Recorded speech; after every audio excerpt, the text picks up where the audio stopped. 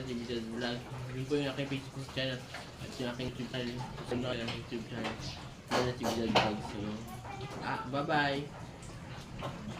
Bye-bye!